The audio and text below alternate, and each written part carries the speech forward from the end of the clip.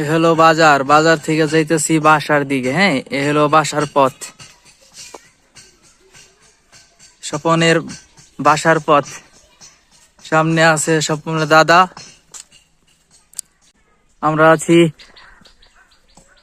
মানিকগঞ্জ প্রত্যন্ত এলাকায় আর কি। হ্যাঁ, একদম শেষ প্রান্তে আছি।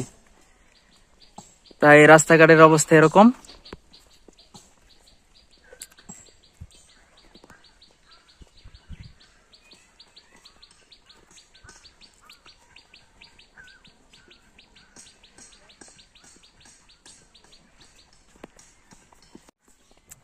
এলাকায় নির্দিষ্ট কোনো রাস্তা নেই, যে যে দিক দিয়ে পারো ওই দিক দিয়ে যাও।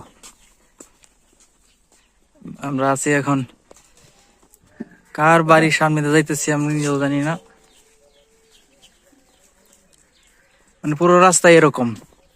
তবে রাস্তার অবস্থা খুবই বেহাল।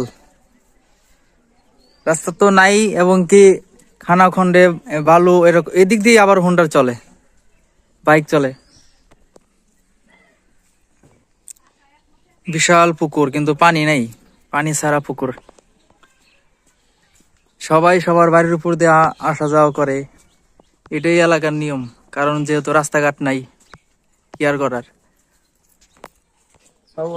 এই যে আমরা এখন দুই ক্ষেতের মাঝখান দিয়ে রাস্তা যাইতেছি। এটা রাস্তা না, রাস্তা না কি এটা? রাস্তায় তো ওই যে আইল আর কি, আইলের মাঝখান দিয়ে যাইতেছি। দুই পাশে আছে এই পেঁয়াজ ক্ষেত লাগানো, তারপর ঘাস, এগুলো চাষ হইতেছে। এই যে রাস্তা, একবার নিচে একবার উপরে, নিচ থেকে উপর দিকে উঠতেছি।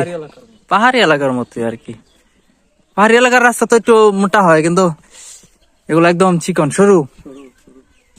একটা হুন্ডা নিয়ে যাওয়া যায়। একজন লোক আসা যাওয়া করতে গেলে, পারপাস করতে গেলে একজন দাঁড়ায় থাকতে হয় আর একজন সাইড দিতে হয়। সামনে শুধু সরিষা ক্ষেত আর সরিষা ক্ষেত।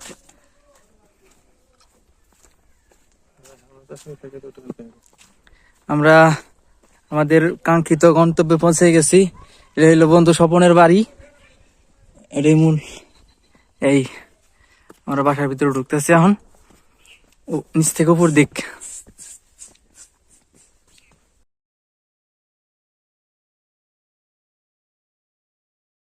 ঘরের সামনে আবার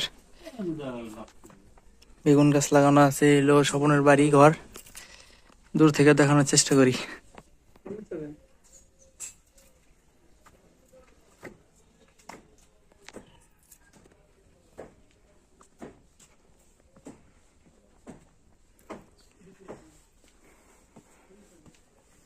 আমরা রাত্রে এই ঘরে ঘুমাইছিলাম।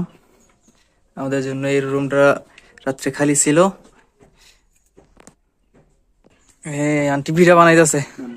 কি পিঠা বানাইতেছেন? বাবা পিঠা বানাবেন না? কি আখের গুড় দিয়া?